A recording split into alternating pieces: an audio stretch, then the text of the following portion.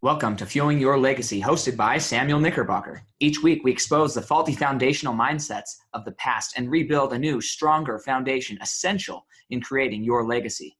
We've got a lot of work to do, so let's get started.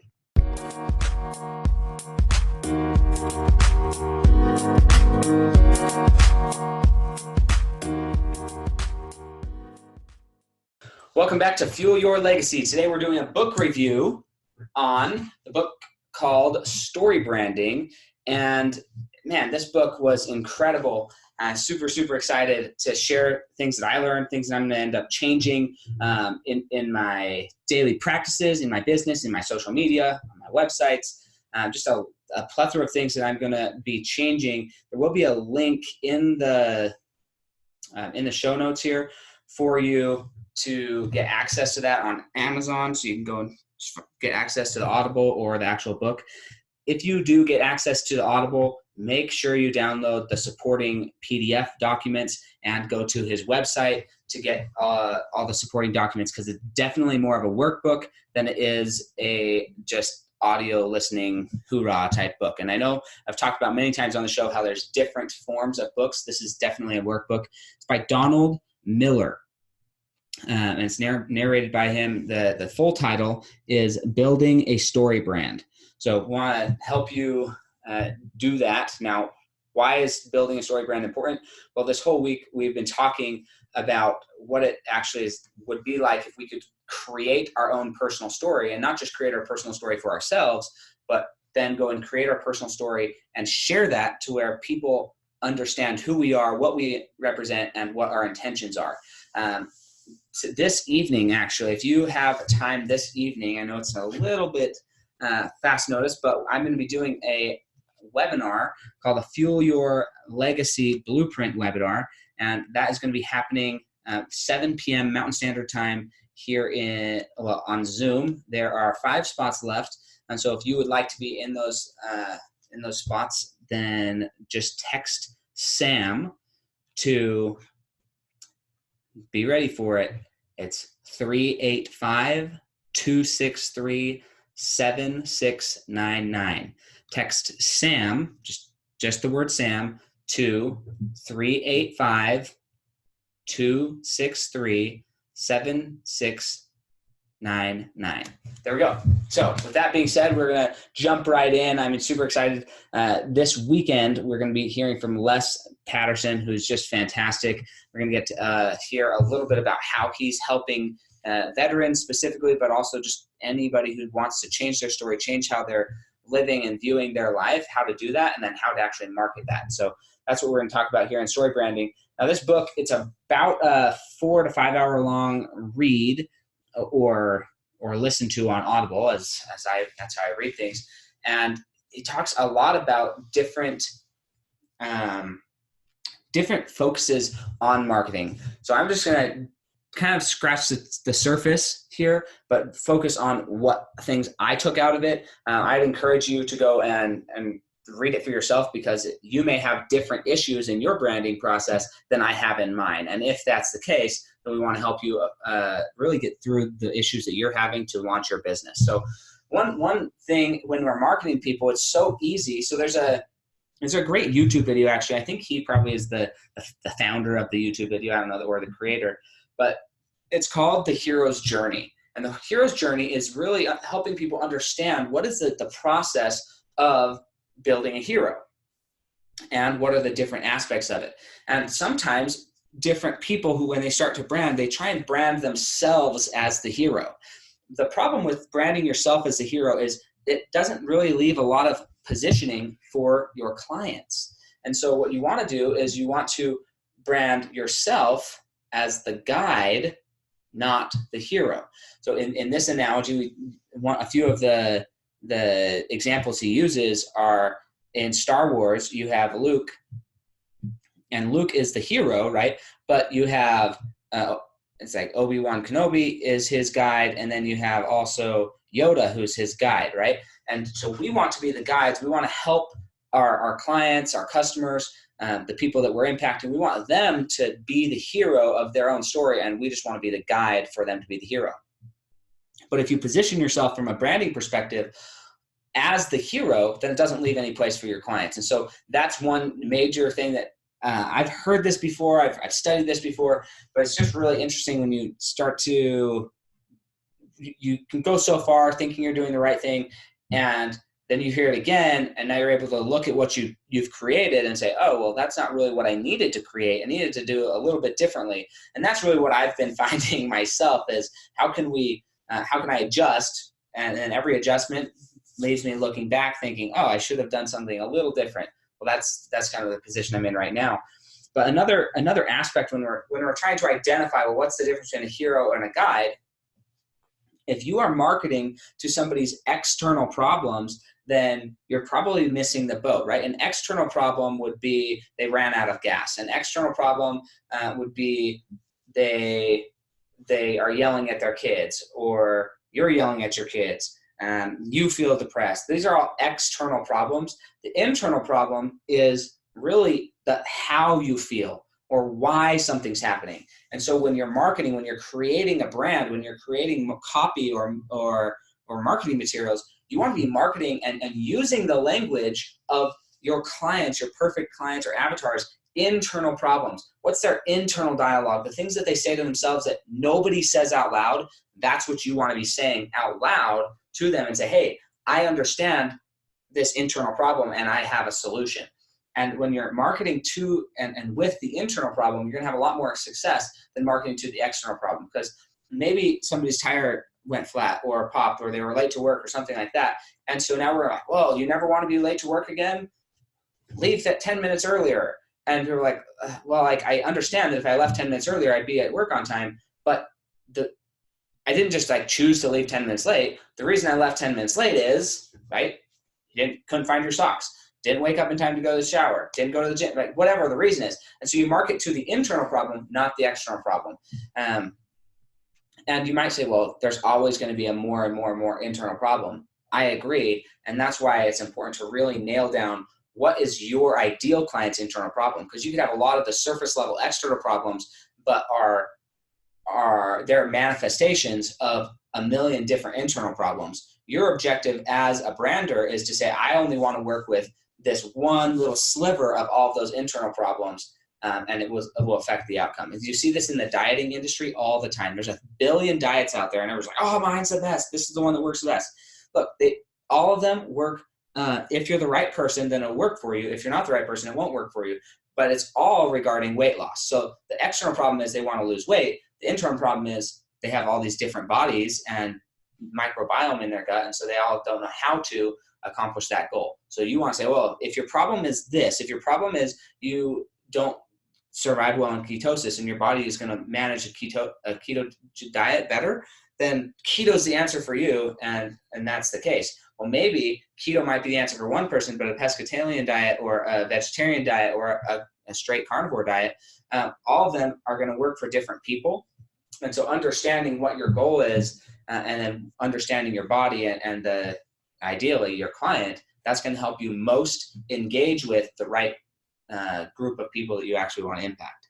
And once you've done that, then you have to start creating a branding script, a story branding script. So you got to find out where does your avatar live? Where do they hang out? What do they do? What do they think about? What do they enjoy? What's their family life, work life, travel life? Like, where do they spend time online? You got to find out who they are, and then you've got to create a story for this character, and sometimes you even create separate people that they interact with. So Allstate uses Mayhem, and he interacts with different people. Geico uses a lizard, and he interacts with different people, right? So they have their person, and it's interacting with with their customers, you could say. So their guide is interacting with other customers. And they've created a story around all of their branding, and they have different scripts for each individual in their branding. Flow was progressive, all right? So and lots of different branding there. So once you've created kind of the story branding, then it comes down to the marketing. Now I'm going to deep dive into the website, because this is things that I recognize I need to improve on. So if you go to my website right now, samknickerbocker.com, you're going to see the top, you'll see my logo, and then you'll see some different tabs, and then you'll see a video of myself that doesn't really start playing. It's just a video of myself, right? Then if you scroll down, you'll see some of the other things that I do, but there's a lot of stuff on there that I do. I have not done a very good job at narrowing it down. I've been kind of shotgunning it, saying, okay, well, I do all of these different things. What are you interested in? Well, that's less effective. And so he kind of coined this phrase called the grunt test. It's widely used in the industry. And the grunt test on a website is within 3 seconds, somebody should be able to know exactly what you do and why they're on your page and what they could hire you to do. Within 3 seconds of looking at your web page, they should be able to figure that out. And if they can't, then there's a problem. And that's something that I need to work on a lot, because just looking at my website, there's no way to really easily tell what it is that I do. And that's a problem. So, and I've had that happen. Even people who listen to my podcast are like, Sam, what is it that you do on your podcast? Like, what's the purpose? Look, the purpose is I want to help you fuel your legacy. I want to help you create a legacy of your dreams, right? So however we do that, whatever you need, I'm your go-to guy to make that happen, whether it's finances, whether it's story branding, whatever it is, I'm your go-to guy. I might farm you out to other people, but like I'm the one who it helps orchestrate. Okay, there's the process of creating a meaningful legacy. And so that's the first thing. Within 3 seconds, people need to know what I do. And that's something I have to work on and construct around there to better identify exactly what I do. The next is the 1, 2, 3s of working with me, right? A simple, easy guide saying, okay, look, if you're going to work with me, this is the first step. This is the second step. This is the third step. The third step is where you're going to end up. Hey, that you're going to end up in happiness, peace, and joy, knowing that you have a plan, legacy blueprint that works for you. And the first step is a consultation. So you have a consultation, blueprint, happiness, right? So the 1, 2, 3s of working with me. And then you need a call to action. Now, he specifically suggests having a call to action that is a pop-up. I've had a lot of different ways of doing call to actions. And I listened to one podcast. I found it very interesting that there's a pop-up on the front of the screen in front of what you're looking at, and then there's a pop behind, basically. So you'll be looking at something, and then once you close everything down, that's where the pop-up is. And there's some different strategies based on the products that you're offering, which would be better to have. And if you have questions about that, 1, you could read the book, which would be beneficial. And 2, you could give me a call and I can direct you to some other resources there. But you got to be got to have a call to action. Now, as a flow through the websites, you need to create it in a certain way, like on your call to action. How do we get people to act? 1 is be more vulnerable, and then help them feel less vulnerable. So you're reducing the vulnerability that they feel. Then you're going to call to action, and then you're going to ask them to actually take the action. So you've got to kind of ease them into the process of the call to action. So the main call to action, the first call to action is just to have them get a little bit vulnerable with you, or you are showing some vulnerability yourself. Then they're showing a little bit of vulnerability. Then you're asking them, hey, you should actually do this. And then rather so you should actually do this as one, that's calling them to action, but then saying, sign up, here's the sign up button, sign in now. That is take the action, right? So there's a process there of creating a solid call to action. Some other things that are beneficial on a website is above the fold. This means like, you have all of your stuff on your webpage, but after the header bar, or sometimes even before the header bar, you should have a one-liner that basically says exactly what you do, the problem you solve, with the identity, the promise of identity that you give, or the state of what you do, like why somebody would want to work with you, what are they going to receive after working with you. So for me, mine might be something like create a meaningful legacy, or don't be forgotten. Something something that people are going to remember and say, okay, he's going to help me not be forgotten. Done. So my promise of identity is I'm not going to be forgotten. My problem that I solve is you're not going to be forgotten, right? So people are going to remember you. That's a problem. Is if you don't do something that people are going to remember, then you're going to be forgotten. So I help you solve that problem. So a one-liner that if you can get it to fit all three of those, promise of identity, solving a problem, and to state what you do. So when I say state what I do, I help people to be remembered, right? So if you can create a statement that fits all three of those, wow, that would be a powerful statement. And sometimes you're going to have to write that out 7 or 8, maybe 20 times to really get to the point where you're like, okay, I feel confident that is my one-liner. That is what I do.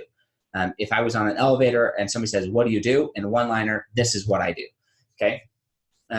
Sometimes I've said in the past, I help people with financial education to overcome their fear of money. So that just a one-liner of what you do. And then you need to have obvious calls to action at the top of the screen. The first thing that they're going to see is a call to action. So right at the beginning, you're going to have a call to action. You're going to have one at the top right. You're going to have one in the middle of the page, whether that's from scrolling or a pop-up or a pop behind.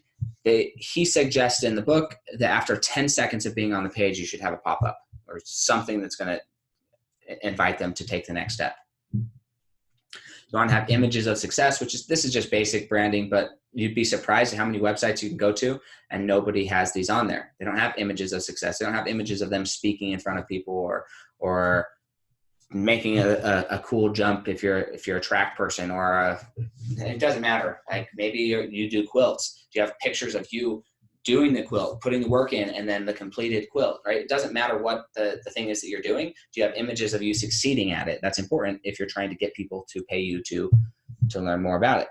And then page blocking and fewer words. So this is something that I need to work on a lot. I've put on, I believe, too many words. Again, you can go to my website, samknickerbocker.com, and see how many words I have on my page. If I could say what I'm saying in less words, then I need to do so. And that's something that I think about, but I haven't really put into practice yet. So there's going to be some big changes coming to the website, that's for sure. And so how do we do that? One of the things that they said is when you think of music, okay, so if you had constant sound, then you'd have no real music. It would just be a constant sound. The beauty of music is in the pauses. It's in the absence of sound, right? So there's you actually hitting the note, but then there's you're no longer hitting the note. What's left? And the pauses and the dips in the music. And that's really what you want to get in your. If you watch movies, same things. They'll jump from scene to scene, and you have to use your imagination to kind of connect the dots. That's what you want on your website. You want people's imagination connecting the dots to what you do. So that they feel like they're creating the story in your story brand, even though you've specifically created the story, you've outlined it so that you know exactly what they're creating in their mind. You want to allow them to create your story in their mind. So it's a little bit confusing, maybe a little bit, but definitely impactful. If you listen to comedy skits, I watch a lot of Netflix comedy skits, and the purpose of that is to understand how the flow of a whole skit goes together. They're telling jokes the whole time, but they're constantly bringing jokes in back to the original joke. And then by the end, they're basically sharing the original joke again, but it's even way funnier because of all the stories they told in between. That's pretty much what you want your website, your branding to look like. You want a bunch of tie down points throughout the branding, but you want them to be able to create the story themselves. So that's a huge tip there. The last tip that I'm going to give out of this book that, not things that were super new to me, but they were good reminders and they may be new to you. As far as this call to action, like what is the call to action? How do you start generating leads or generating emails or people to market to? And the best that he says are downloadable guides. So have the top 10 reasons or ways to save on credit card debt, or the top 10 ways to create a quilt fast, top 10 ways to water your yard effectively, whatever it is, right? Just random, just top 10 whatever guides downloadable guides. That's one way. And then in exchange for the downloadable guide, they give you an email address, a free webinar, much like the webinar I'm doing tonight, a free trial or demo. So say, hey, look, I'll come sit down with you and show you what I do for free, but just give me your email. Free samples. So sometimes people will send out like free samples. If you're a food industry or clothing industry, sometimes they'll say, oh yeah, you can have free socks or a free drink or a free sample for this in exchange for information.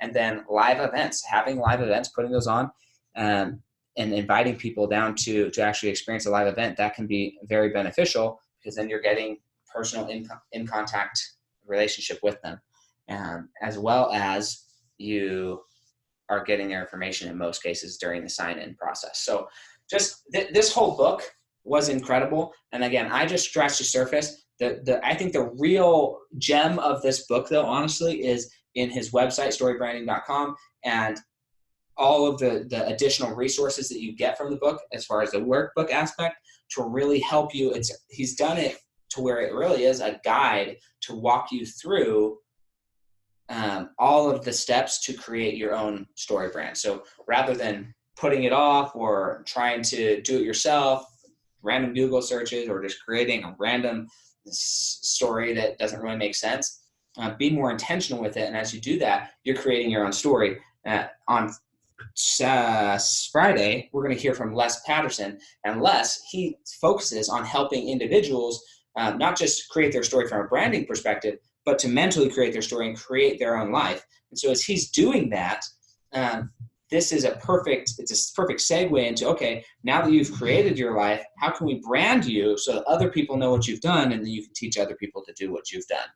And that's what I love about this book, is it's really getting into the nitty-gritty of how to brand yourself, your company, your services, your relationships, whatever it is, how to brand those specifically to give you the maximum benefit. So with that being said, super excited for tonight. Again, if you want to get on the webinar this evening, 7 p.m. Mountain Standard Time, it will be through Zoom, and that's going to be the text SAM to 385-263-7699, and you'll be able to get access to that. I will respond to that with a link, so you can go to the landing page for getting registered for the webinar, and we'll see you there this evening.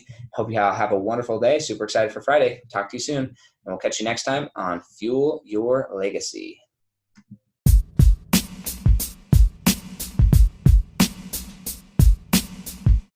Thanks for joining us today. If what you heard resonated with you, please like, comment, and share on social media. Tag me so I can give you a shout out on the next episode. And thanks to all those who have left a review. It helps spread the message of what it really takes to build a legacy that lasts. Catch you next time on Fueling Your Legacy.